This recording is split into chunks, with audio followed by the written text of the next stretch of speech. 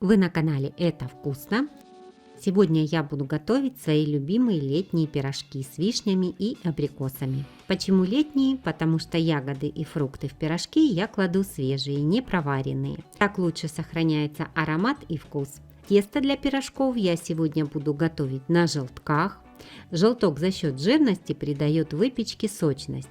Пирожки из такого теста получаются нежными, воздушными и не черствеют несколько дней. Проверено мной неоднократно. Список всех ингредиентов будет в конце видео, а я приступаю к приготовлению. Начинаю, как всегда, с опары. Примерно треть от общего количества молока отливаю в ковшик. Молоко должно быть теплое, но ни в коем случае не горячее. А все остальные ингредиенты должны быть комнатной температуры. В молоко крошу дрожжи. У меня сегодня свежие прессованные дрожжи. Если будете брать сухие, то берите в 3 раза меньше. Размешиваю их. Затем из общего количества сахара добавляю к дрожжам 2 ложки и столько же муки.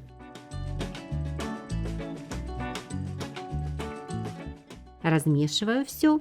Если остаются какие-то комочки, ничего страшного, они разойдутся. Накрываю пленкой и убираю минут на 10, чтобы дрожжи начали свою работу. А пока подготовлю все остальное. Теста я сегодня буду готовить много. Если вам такое количество не нужно, то смело можно сократить количество ингредиентов в 2-3 раза. Отправляю желтки в дежу миксера. Добавляю оставшийся сахар, ванильный сахар и соль. Взбиваю до посветления массы. Если вы делаете тесто на желтках, то остается много белков. Белки я замораживаю, и они прекрасно хранятся до полугода. Может и больше, но у меня дольше не задерживаются. Моя семья просто обожает меренговые рулеты. Рецепты приготовления различных меренговых рулетов есть у меня на канале. Видео вы можете посмотреть, кликнув по ссылке в правом верхнем углу.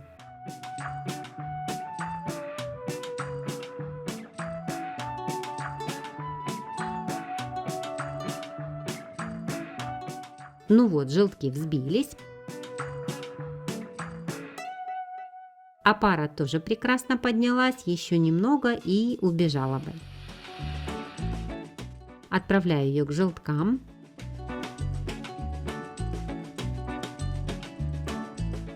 Туда выливаю оставшееся молоко и сметану. Вместо сметаны можно использовать ряженку или натуральный йогурт. Напоминаю, что все ингредиенты должны быть комнатной температуры. Хорошо все перемешиваю и начинаю частями всыпать муку.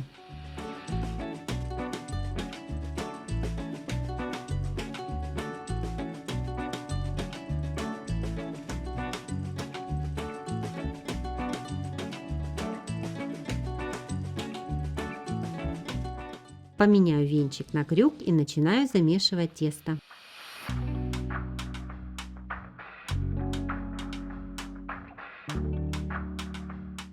Мука может уйти вся, может немного остаться или наоборот не хватить. Но на данном этапе я не советую всыпать больше, потому что тесто должно остаться мягким и нежным. Вымешиваю тесто минут 10, после чего добавляю в 2-3 приема мягкое сливочное масло. После каждого раза хорошо вымешиваю.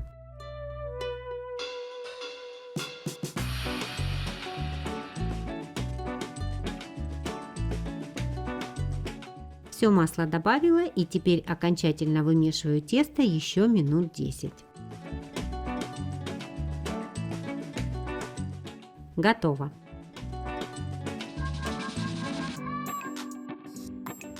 Присыпаю стол мукой. Выкладываю тесто.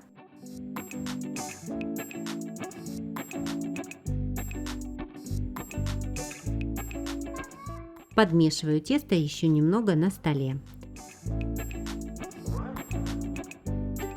Оно очень мягкое и слегка липкое, но муки я больше не добавляю, она понадобится еще при формовке пирожков.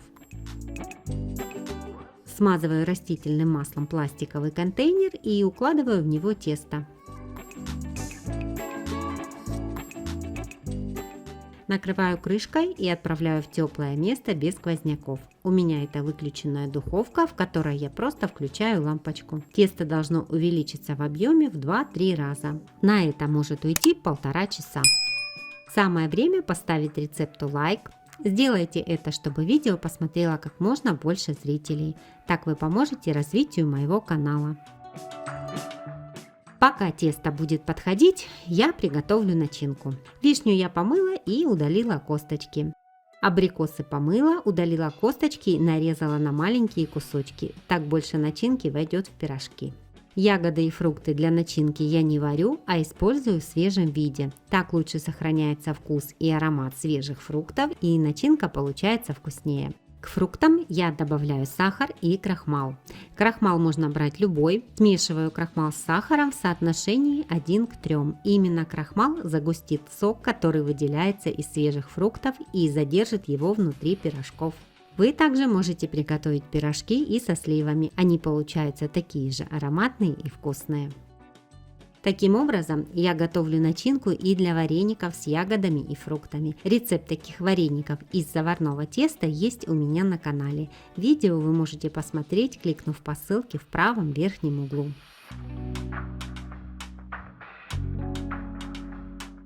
Прошло 1,5 часа. Мое тесто просто рвется наружу.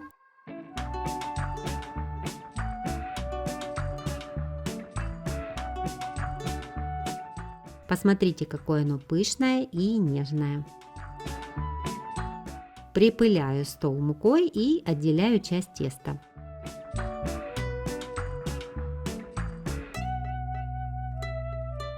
Оставшееся тесто я пока отставляю в сторонку. Формирую колбаску и отщипываю небольшие кусочки. Такого размера будет вполне достаточно. Если хотите, чтобы пирожки получились одинаковые, то можно использовать весы.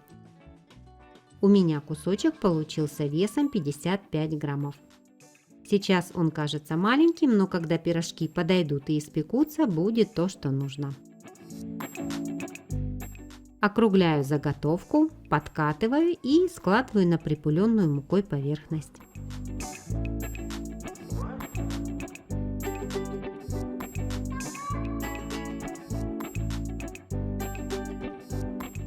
Еще удобно разделять тесто при помощи вот такого шпателя.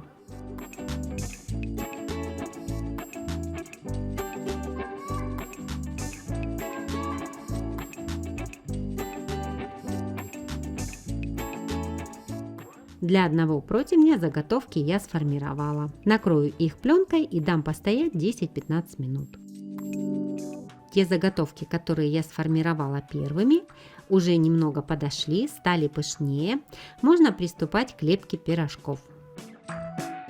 Слегка присыпаю заготовку мукой, чтобы она не прилипала, так как тесто очень нежное, и немного его раскатываю. Сильно тонко не нужно, примерно 4-5 мм толщиной.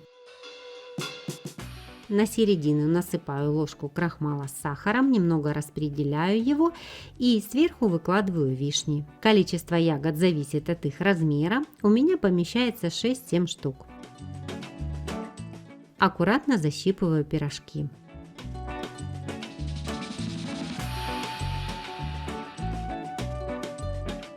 Прохожусь несколько раз, чтобы в процессе выпекания начинка не вытекала.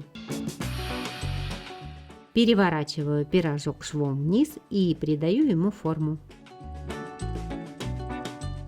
Также формирую остальные.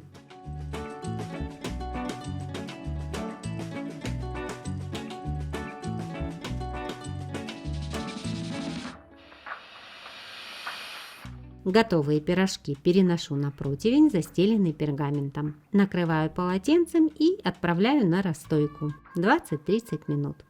Духовку пока ставлю на разогрев. Пока первая партия пирожков подходит, я формирую вторую с абрикосами. Чтобы пирожки с разными начинками отличались друг от друга, я сделаю их разными по форме. С абрикосами у меня будут треугольные. Также насыпаю в середину сахар с крахмалом, выкладываю абрикосы. Чем мельче вы их нарежете, тем больше их поместится. Начинаю слепливать пирожок, защипываю его до середины, затем незакрепленный край приподнимаю и защипываю с двух сторон. Получается вот такой треугольник. Проверяю швы, чтобы все слепилось, особенно в середине. Переворачиваю швом вниз.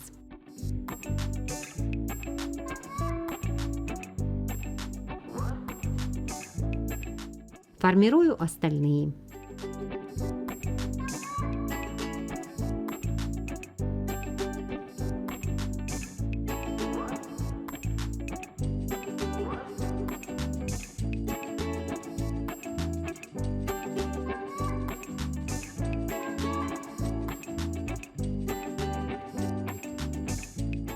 Выкладываю их на противень, застеленный пергаментом, накрываю и убираю на расстойку.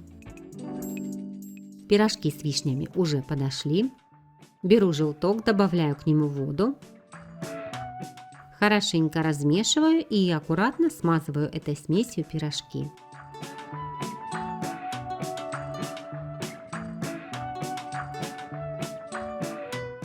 Даю смазке немного подсохнуть 2-3 минуты.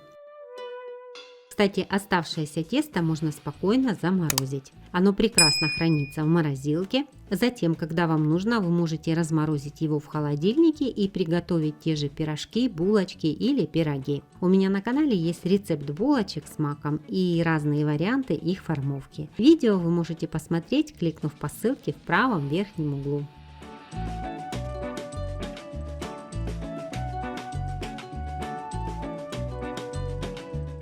Отправляю пирожки в духовку 180 градусов 20-25 минут. Режим верхний и нижний нагрев. Вот такая красота получилась. Первая партия готова. За это время пирожки с абрикосами тоже подошли. Я их смазала желтком и отправляю выпекаться.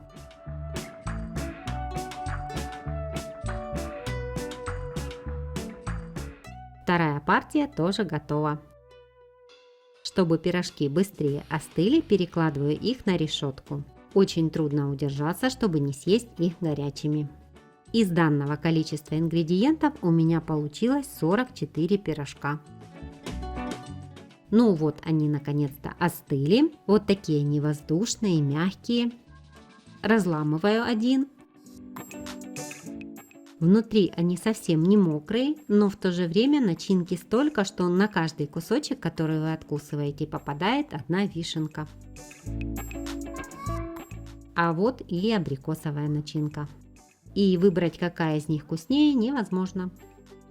Полностью остывшие пирожки складываю в пластиковый контейнер и накрываю крышкой. Так пирожки долго не черствеют. Вот такие мягкие они остаются и на следующий день. Это еще одна причина, почему я готовлю сразу так много. Я очень рекомендую вам попробовать тесто на желтках.